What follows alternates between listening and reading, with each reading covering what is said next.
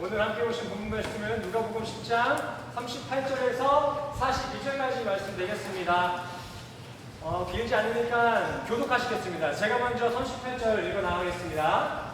그들이 길 갈 때에 예수께서 한 마을에 들어가시매 마르다라 이름하는 한 여자가 자기 집으로 영접하더라.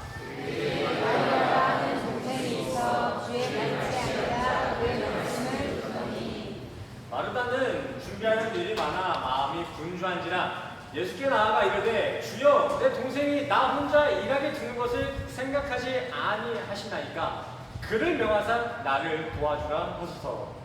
주께서 마르다야 이르시되 마르다야 마르다야 내가 많은 일로 염려하고 근심하나 42절은 같이 읽도록 하겠습니다. 시작. 몇 가지나 가지 혹은 한 가지만이라도 상하리라. 마리아는 이 좋은 편을 택하였으니 빼앗기지 아니하리라 하시니라. 아멘. 할렐루야.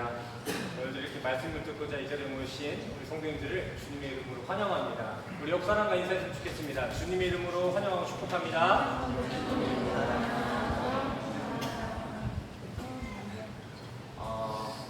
좀 일찍 오신 분들은 들으셨겠지만 지금 프로젝트가 고장이 났습니다. 또 방송 시스템도 지금 원래 제 아이패드에 연동이 돼야 되는데 그거가 지금 안 되고 있어요. 갑자기. 그래서 이거 예배를 안 드릴 수는 없고 이렇게 최선의 방법이니까 조금 넓은 마음으로 이해해 주시길 바랍니다. 부담스럽죠? 이렇게 앞에 계신 거. 근데 제가 더 부담스러워요. 너무 가까워. 너무 가까워. 그러니까 서로 이해하면서 조금 같이 예배 드렸으면 좋겠습니다. 우리 39절 말씀만 다시 한번 읽어보도록 하겠습니다. 39절 말씀 함께 읽겠습니다. 시작.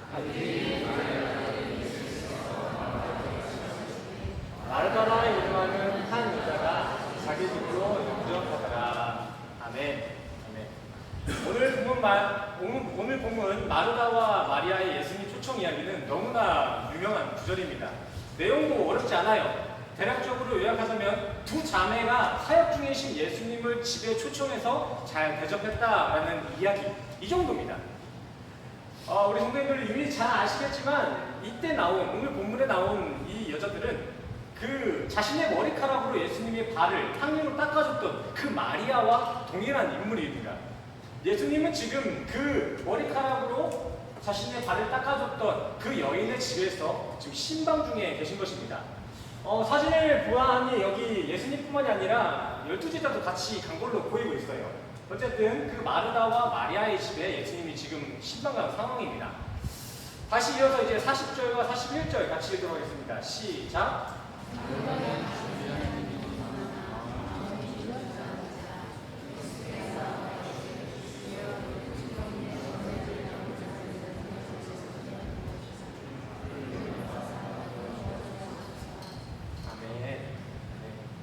앞절이 없었네요. 41절 한번 열어주시겠어요? 있나요? 제가 읽겠습니다. 41절. 주께서 대답하여 이르시되 마르다야 마르다야 내가 많은 일로 염려하고 근심하나. 아멘. 본문에서 마리아는 지금 뭘 하고 있나요? 뭐라고 있죠? 보여드릴까요? 뭐라고 있죠? 마리아. 동생 마리아 지금 뭐 하고 있죠? 예수님의 발치에 앉아 말씀을 듣고 있습니다. 예수님의 발치에 앉아 지금 이런 시기예요. 지금 유대사회 당시 랍비 근처에 가까이 앉아서 말씀을 듣는다는 것은 그냥 담소를 나누는 것이 아니라 성경 공부를 의미하는 것이었습니다. 제자교육이었어요. 제자교육. 사도행전 22장 5절 말씀해 보시면은 바울도 가말리엘에게 이러한 교육을 받았다라는 표현에 발치에 앉아라는 표현을 사용하고 있음을 한번 확인해 보실 필요도 있습니다. 그렇게 동생 마리아는 지금 집에 찾아오신 예수님 곁에 딱 붙어 앉아서 성경 공부를 하고 있는 거예요. 일반적인 신방의 모습이죠. 하지만 유대인들은 이 구절을 참 불편해합니다. 본문에 쓰여진 이 당시 중동에서는 여자가 랍비, 선생님의 교육을 듣는다는 것은 사실 흔치 않은 상황이었기 때문입니다. 중동은 지금도 여성 인권이 최악인 나라입니다. 전 세계 여성 인권 꼴찌 3개국이 다 중동에 있더라고요. 예멘이랑 니제르, 파키스탄, 여성 인권 최악의 국가들이에요. 근데 그 여성 인권 최악의 국가들의 2000년 전 모습을 한번 상상해 보세요. 지금도 최악의 국가인데 2000년대에는 뭐 여성의 인권이 뭐 오죽했겠습니까? 얼마나 심했냐면 이 당시 이 중동의 문화 중 하나가 남편이 빚을 지고 그 빚을 갚을 수 없으면은 그 아내를 넘겨주는 문화가 있을 정도였어요. 이 정도로 고대 중동의 그 여성의 인권은 바닥에 있었다는 것이죠. 그래서 좀 전에 앞에 봤던 그 마리아가 예수님 곁에서 공부하고 있는 그런 모습은 사실 현실성이 없다라고 할 정도로 놀라운 메시지로 다가오고 있습니다. 중동 때는 교육 문화 자체가 남성들만의 전유물이었습니다. 제가 이 여성 인권을 찾아보면서 제가 알게 된 사실인데 아직도 중동에서는 이런 에티켓이 있대요. 이런 에티켓. 이거 포인트가 에티켓입니다. 어떤 에티켓이냐? 아내를 때릴 때 지켜줘야 될 에티켓. 조금 모순되죠? 다시 한번 말씀드릴까요? 중동에서는 이런 에티켓이 있대요. 아내를 때릴 때 지켜줘야 될 에티켓. 너무 웃기죠? 그래서 제가 이게 무슨 소리냐고 들어봤더니 아내를 때리는 것은 범죄가 아니다. 하지만 얼굴은 때리면 안 된다. 그리고 연속적으로 연달아 때려서는 안 된다. 이런 식으로 말도 안 되는 에티켓이 있을 정도로 지금 중동은 여성 인권에 최악을 달리고 있다는 것입니다.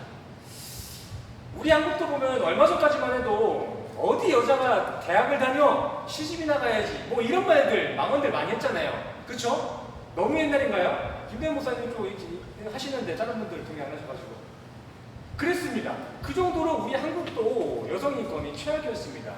마찬가지로 오늘 본문 당시 중동에서는 이렇게 여자가 랍비의 교육을 듣는다는 것은 전혀 일반적인 모습이 아니었습니다.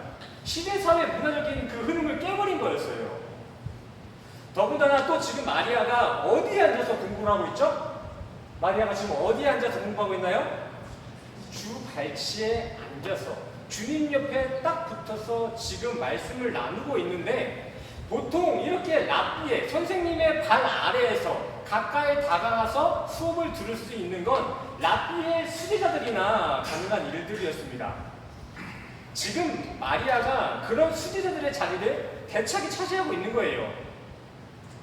이게 현실에 우리 한국인들이 보기에는 별것도 아닌 거 가지고 유난을 떤다라고 할 수 있겠지만 나름 당시 중동사회에서는 오랜 전통과 관습이 깨어지고 있는 시대적인 상황인 거예요. 사건이죠, 사건. 사실 남자인 예수님이 여자들의 집에 들어가는 것부터가 좀 일반적인 상황은 아닙니다. 근데 이뿐만이 아니라 한 가지 이슈가 또 생깁니다. 어떤 이슈죠? 언니가 화가 났습니다. 승질이 났어요. 왜 화가 났을까요? 요분이 언니예요, 요분이. 지금 어때요? 화가 났습니다. 왜 화가 났죠? 40절에 나와 있습니다. 언니 마르다는 지금 예수님 식사 대접하겠다고 바빠 죽겠는데 저 동생 마리아는 예수님이랑 저렇게 놀고만 있으니까 아주 분통이 터진 겁니다. 이거는 성경 이야기를 넘어서 시대나 종교를 떠나서 누구나 열받을 수 있는 상황이라고 봅니다. 재준아, 어디 있어? 재준아 있어. 내가 너네 집에 놀러 갔어. 놀러 갔어. 그러면 너는 네 나름대로 내가 왔으니까 집 청소도 할 거고 또 나는 뭐 음료수라도 대접해줄 거 아니야. 근데 그때 동생 재우가 그걸 하나도 안 도와주는 거야. 너는 지금 바쁘게 막 청소하고 음식 해주고 음료수 준비하고 있는데 재우는 저 옆에서 나랑 그냥 놀고 있는 거야. 그 꼴을 보면 어때? 화가 많이 났대요. 화가 많이 날 거래요. 많이 혼났겠지. 그래서 언니 마르다도 예수님께 똑같이 이야기합니다. 아니 예수님, 나는 지금 바빠 죽겠는데 얘는 움직일 생각을 안 해요. 얘 좀 어떻게 해보세요 좀 예수님. 이거는 어찌 보면 지금 마르다 이 언니는요 동생 마리아뿐만이 아니라 그 마리아를 방관하고 있는 예수님께도 좀 지금 승질이 나 있는 것 같습니다. 이것도 제가 조금 부드럽게 해석한 거고 사실 이 상황을 조금 현대에 맞게 조금 비유를 설명하자면 아래에 저희가 이제 아떼 한 분이 식사 도움을 주고 계시잖아요. 그분이 아래에서 열심히 준비하고 계시다가 여기 뻗뚝 올라오시더니 저한테 갑자기 소리 지르는 거예요. 목사님! 저 바빠 죽겠는데 이 사람 지금 뭐하고 있는 거예요? 저 너무 바쁜데 이 사람들 일 좀 시켜주면 안 돼요? 이렇게 대응하고 있는 그 상황이라고 생각하시면 좋을 것 같습니다. 이게 지금 나누고 있는 이 설교 말씀의 현대판이에요. 어쨌든 마르다가 이렇게 자신이 처한 분주한 상황들을 어필하고 또 동생의 배짱이 신고를 예수님께 고발했으니까 이제 예수님이 어느 정도 내 감정을 이해하시고 마리아를 혼내켜 주겠지, 동생을 혼내겠지 라고 생각했을 것입니다. 하지만 예수님은 이렇게 대답하십니다. 41절과 42절입니다. 마르다야, 마리아는 지금 가장 중요한 일을 하고 있단다. 조금 더 원어 해석에 가깝게 해석하자면 실상 이 자리에 필요한 것은 한 가지뿐이란다. 마리아는 그 한 가지 잘하고 있단다. 당시 구절에 사용된 원어와 상황을 적절히 적용해서 다시 한번 의역해 볼까요? 마르다야, 그래 내가 왔다고 이렇게 열심히 준비해 주는 거 정말 고맙다. 근데 마르다야, 사실 내가 너네 집에 신방온 이유는 너한테 대접을 받으러 온 것이 아니라 너희들에게 내가 말씀을 주러 온 거야. 네가 볼 때에는 저랑 마리아가 게으르고 눈치도 없어 보일 수도 있겠지만 정작 내가 원하는 그 신방의 목적에 맞는 좋은 선택은 네 동생이 하고 있단다. 네 동생이 지금 잘하고 있는 거야. 이렇게 예수님의 기준은 우리 인간의 차원과 같이 열심의 근심이나 염려에 있지 않고 말씀을 듣고 누리는데 포커스가 맞춰져 있었다는 것입니다. 그래서 로마서 14장 17절에 바울도 말합니다. 하나님 나라는 먹고 마시는 것이 아니요 오직 성령 안에서 의와 평강과 희락이라. 아멘이십니까? 네. 예배를 드리고 신앙생활을 하는 데 있어 진정 중요한 것은 성령 안에서 그 예배의 기쁨과 평안을 누리는 데 있다는 것입니다. 이게 하나님 나라의 기준인 거예요. 예배의 기준이고. 그러기에 우리는 오늘 이 본문 말씀을 단순하게 두 자매의 해프닝으로만 볼 게 아니라 이 이야기 안에 숨겨져 있는 현실의 교회를 향한 하나님의 마음을 관찰할 필요가 있는 것입니다. 2023년 기준 현재 한국교회 건물 수가 6만으로 측정되고 있습니다. 이 빨간 색깔 다 보시나요? 이게 다 교회예요. 이거는 근데 정식적인 교회, 나라에 허가받은 교회고 무허가 교회 건물들까지 합치면 한 8만 개가 된다고 합니다. 그리고 또 코로나 시대 이후에는 온라인 플랫폼, 유튜브, 온라인 교회까지 합치면 한 9만 개가 넘어간다고 해요. 지금 한국의 교회 수가 8만에서 9만 개가 되고 있다는 거예요. 어마어마하죠? 감이 안 오시나요? 9만 개가 어느 정도 많은 거냐면 한국에 카페 많은 거 아시죠? 그 카페보다 많은 거고요. 한국에 치킨집 많은 거 아시죠? 세계에서 치킨집 제일 많은 나라가 우리나라인데 그 치킨집이랑 비슷하게 교회가 있다는 것입니다. 지금 이것도 몇 년 전 기록이지 지금 기록으로는 아마 이 빨간색이 다 덮었을 거예요. 저 남한은. 이 정도로 지금 한국교회가 많이 세워져 있다는 것입니다. 근데 이렇게 수많은 저 빨간 점들의 교회들은 누가 관리하죠? 누가 돌봐요? 목사님이요? 성도님들이 저거 관리하시잖아요. 성도님들이 지킵니다. 다들 정말 사명감을 가지고 교회를 유지하고 보수하시는데 정말 많은 힘들을 쓰고 계십니다. 하지만 요즘은 그 정도가 너무 지나쳐서 점차 늘어나는 교회 건물과 종교 시스템들에 성도님들의 신앙이 되려 깔리고 있습니다. 말씀을 듣고 말씀을 위해 이 자리에 생겨진 게 이 교회인데 지금은 이 건물 자체가 신이 되고 교회 시스템, 프로그램들 자체가 신앙이 되었습니다. 그래서 큰 교회 다니면 좋은 교회 다닌다 하고 또 프로그램을 많이 참석하면 신앙이 좋다라는 이러한 주관적인 평가를 하고 있잖아요. 주객이 아주 전도가 되었습니다. 정말 말씀을 기대하고 청종하기보단 교회 피지컬을 부흥 발전시키고 헌신하는데 혈안되어 있는 상태입니다. 성도의 수, 교회의 크기가 신앙의 척도가 되었어요. 그래서인지 요즘에는 막말로 제가 진짜 심한 말로 하자면 예수 없는 교회, 예수 없는 예배가 허다할 정도입니다. 요즘 한국에는 기독교가 개독교라고 불릴 만큼 교회의 입지가 많이 사회적으로 추락했습니다. 근데 또 반대로 그와 동시에 사회적으로도 세상 사람들로부터도 인정받고 있는 선한 교회, 건강한 교회로 소문난 교회들이 얼마나 많아진지 모르겠어요. 세상도 인정하는 교회가 많아졌다는 거예요. 하지만 정작 그 안에 실력 있는 신앙인들을 찾아가는 것은 정말 어렵습니다. 큰 교회, 멋진 교회들 많아졌어요. 세상에 칭찬하는 교회들이 많아졌는데 실력이 있는 성도들이 없다는 것입니다. 실력이 있는 성도들이. 성도들에게 있어 실력이란 무엇입니까? 실제적인 역량, 실제 성도가 가지고 있는 힘. 성도의 힘이란 무엇입니까? 복음입니다. 복음. 현실의 성도들은 자신의 능력, 성도의 능력에 복음의 내용은 전혀 쳐지지 않고 신앙의 이력, 등치만 지금 커져지고 있다는 것입니다. 보이시죠? 지난주에 보여드렸던 사진? 이와 같이 우리 신앙인들이 등치는 커져가 있는데 정말 실제로 쓸 수 있는 그 실력, 진짜 근육이 존재하지 않고 있다는 것입니다. 교회를 10년, 20년 출석하고도 여전히 죄가 뭔지도 모르고요. 심판이 뭔지도 모르고요. 의가 무엇인지도 모릅니다. 믿음이 뭐냐고 물어보면 기껏해야 신뢰하는 거, 믿는 거 이렇게 대답하는 게 전부예요. 10년, 20년을 다녔는데도. 이게 오늘 본문의 마르다의 모습을 통해 깨달아야 할 우리의 현실이 아닐까 싶습니다. 집에 예수님을 모셔다 놓고는 이래저래 준비한다고 바빠서 정작 예수님과는 시간을 보내지 못하고 있는 마르다의 분주함과 염려. 원어로 보시면 지금 마르다의 분주함은요, 그냥 조금 바쁜 정도가 아니라 과한, 지나친 분주함을 의미하고 있습니다. 지나친 분주함. 예수님을 모셔다 놓고 형식을 잘 차려놓겠다고 정작 중요함을 놓치고 있는 마르다의 지나친 분주함과 교회 건물과 형식의 혈안이 되어서 정작 중요한 말씀 생활을 놓쳐버린 현시대 기독교와는 다를 게 하나도 없습니다.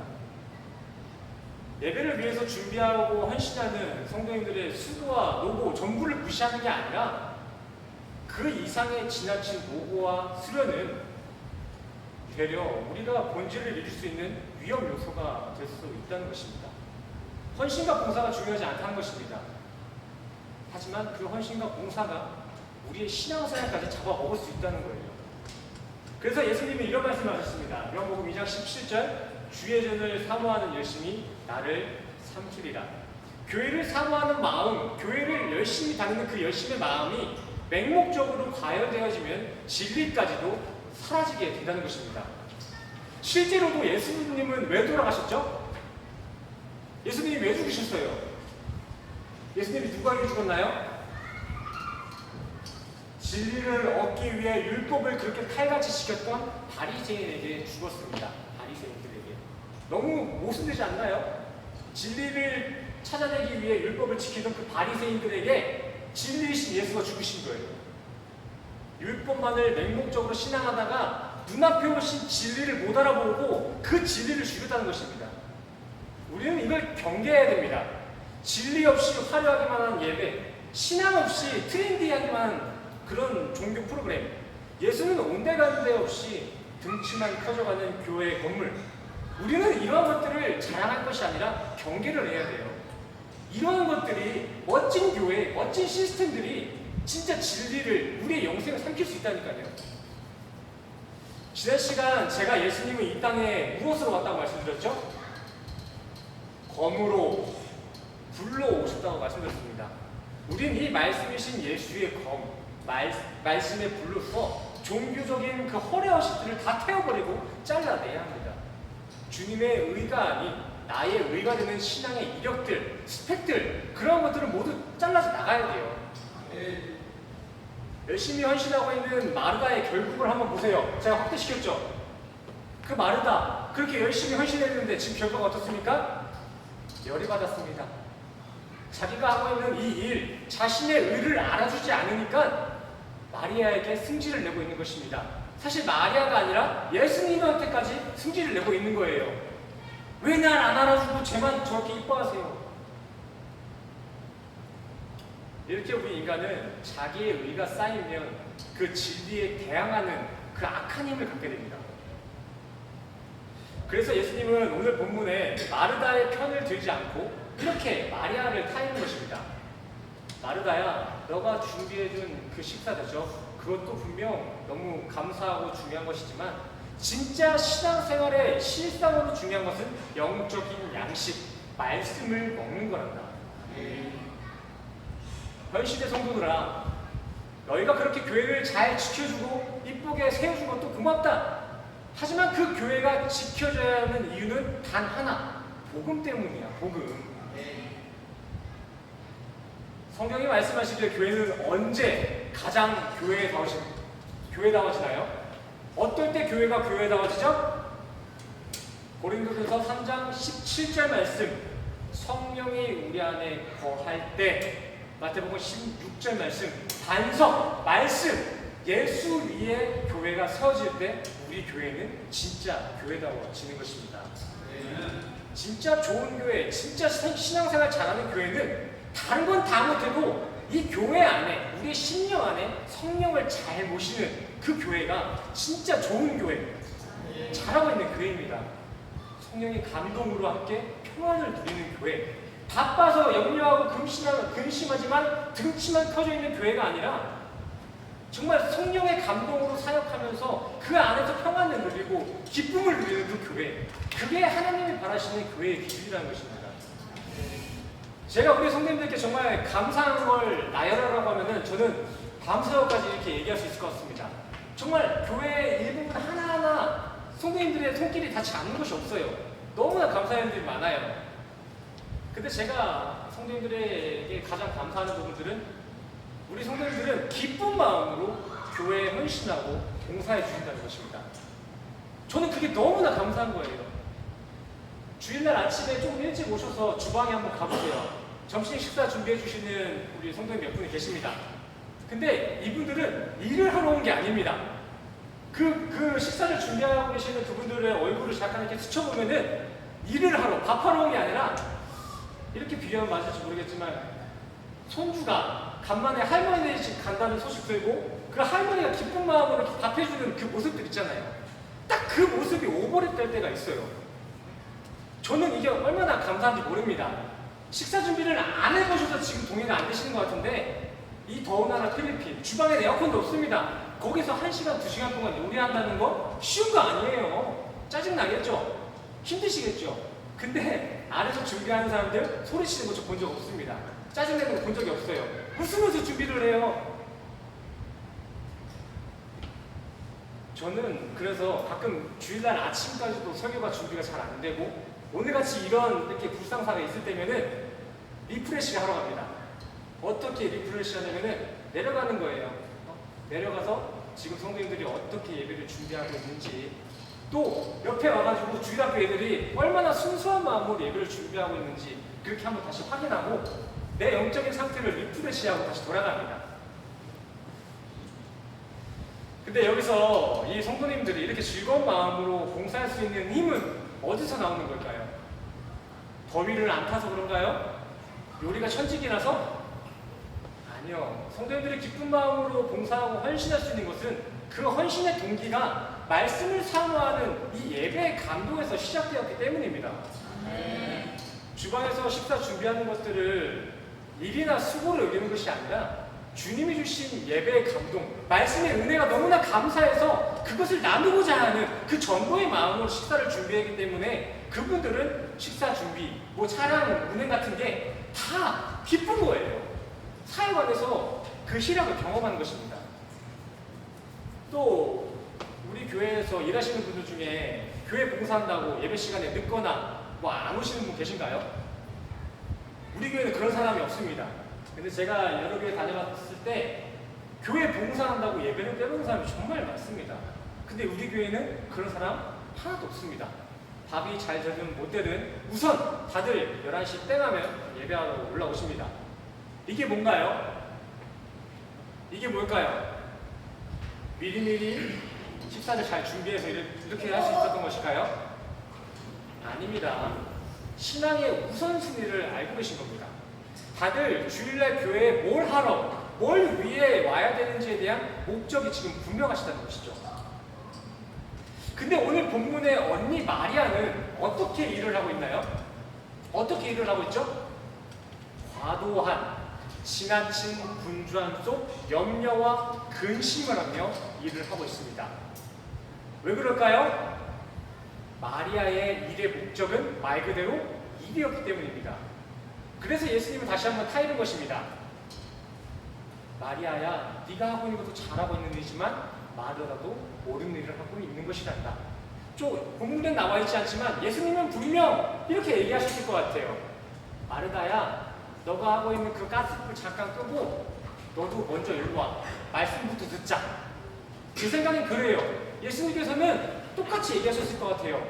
너 너무 바빠. 잠깐 그거 내려놓고 나랑 대화하자.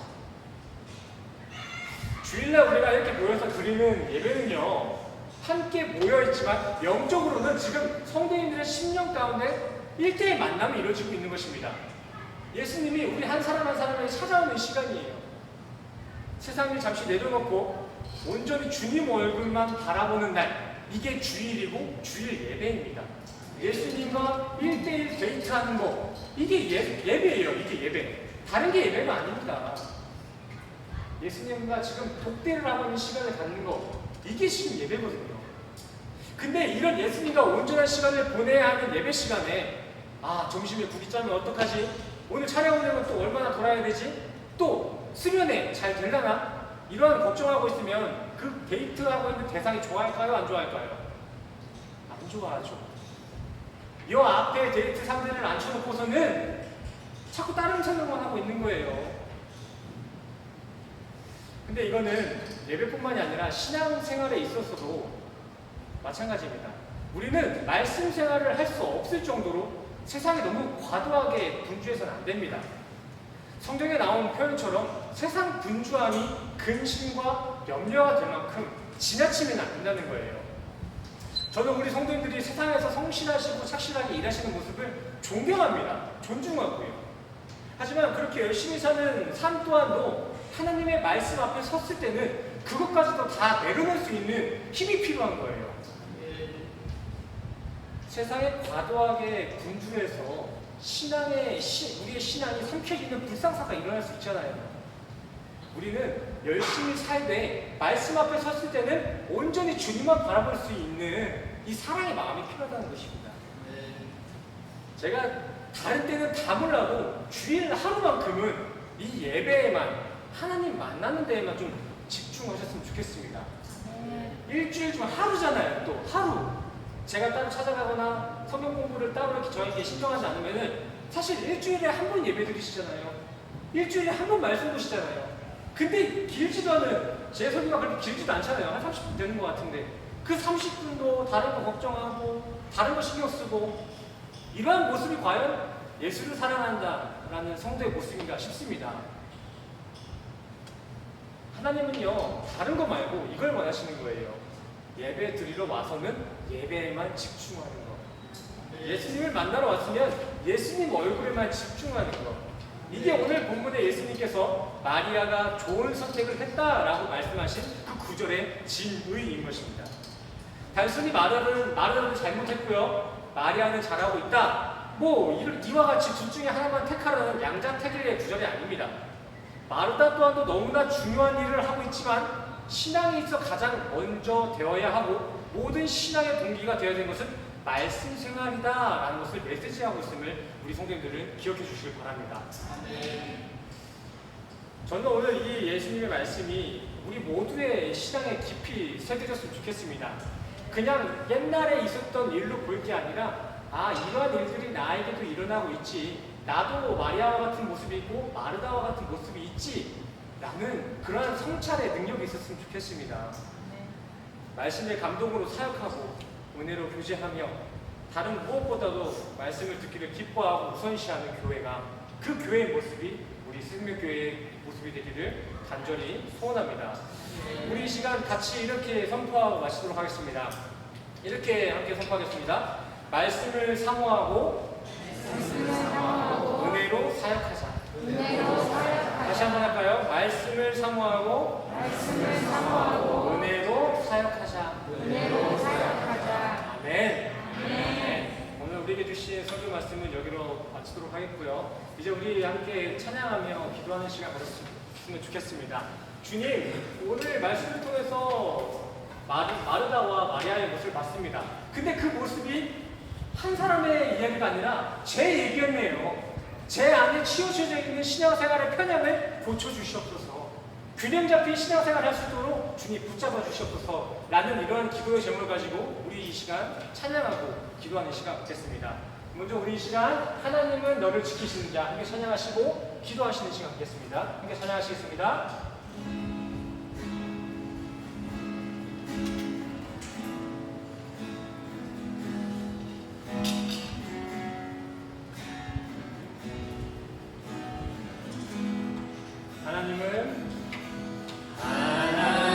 하나님은 너를 지키시는 자 너의 우편에 그는 대신이 낮에와 밤에 갈고 너를 해치고 하나님은 너를 지키시는 자 하나님은 너를 지키시는 자 너의 우편에 그는 대신이 낮에와 밤에 갈고 너를 해치 못하니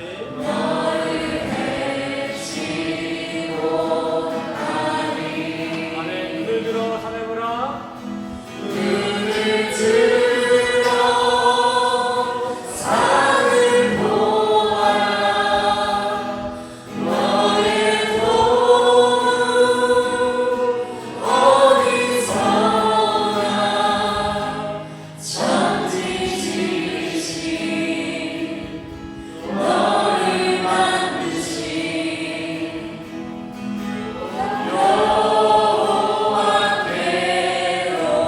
하나님은 너를 지키시는 자 하나님은 너를 지키시는 너의 환난을 명쾌하시니 너의 환난을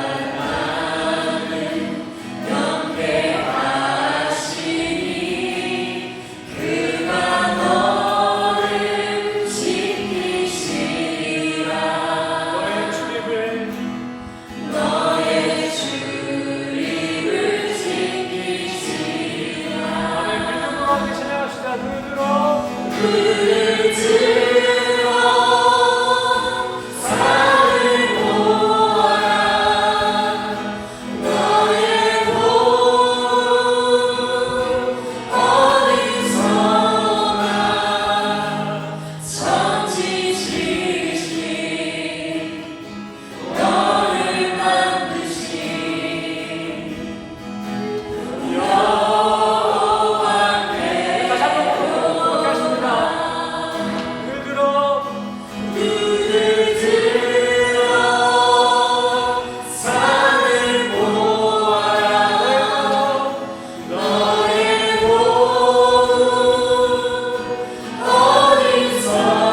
어디서나 천지 지으신 너를 만드신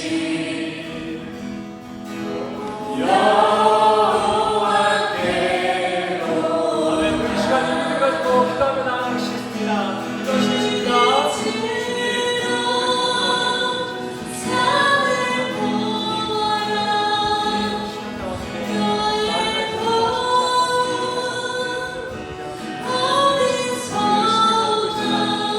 주님을 아는 신격하다. 정말 죽을 것 같은 그런 시간을 나에게 않는지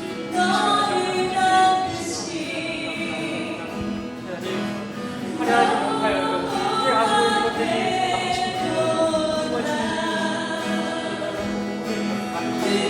것들이 정말 세상이 원하는 그러한 성공한 교회가 아니라 정말 주님이 기뻐하시는 하나님이 바라보시는 정말 아름다운 교회 우리 세계교회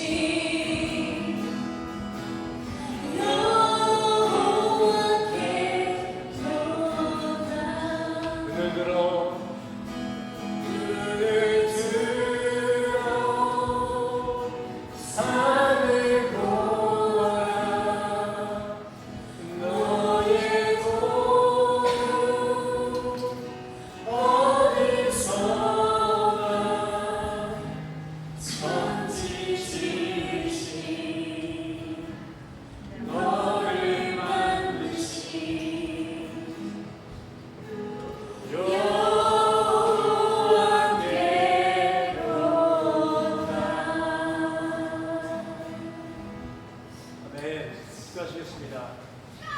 주님, 우리 성도들은 다들 하나와 같이 은혜로 예배를 드리고 있다 고백을 하곤 하지만 사실 때로는 나도 모르게 나의 의가 예배의 대상이 되고 나의 헌신이 자랑이 되어 남들의 신앙까지도 정죄하고 비교할 때가 있습니다. 딱 마리아의 모습이 제 모습이었습니다, 주님. 그래서 우리는 다시 한번 주님의 긍휼과 도우심을 구하며 나아갑니다.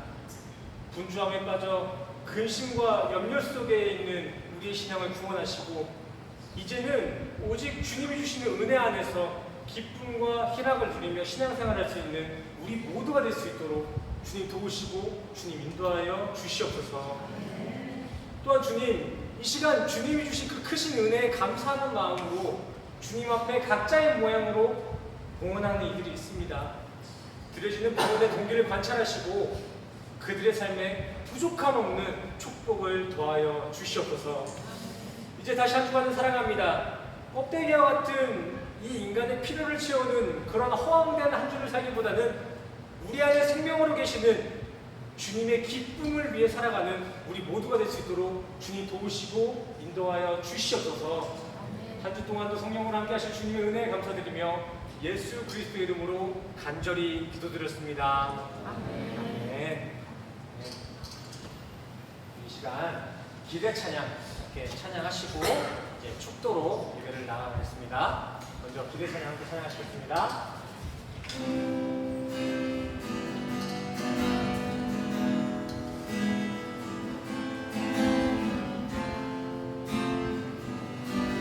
서로를 축복하는 마음으로 찬양할까요? 주 안에 우리 나라 주 안에 우리 하나 모습은 달라도 예수님 한 분만 바라네. 사랑과 선의 뜻도 서로를 격려해 따스한 그로 보는 것 같니. 주님 우리 안에 함께 하시니 형제자매의 기쁜 가슴을 느끼네. 내 안에 있는 주님 모습 보네. 그는 기뻐하시네.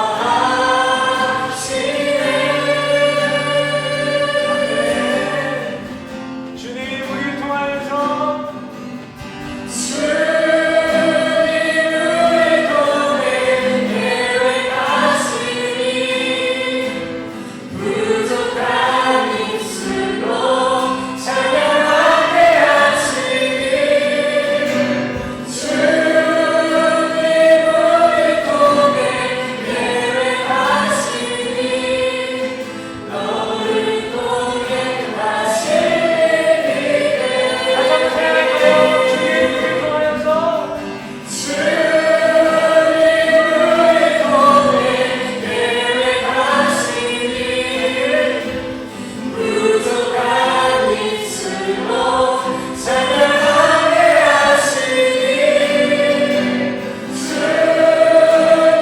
우리 통해 계획하시니 너를 통해 하시니.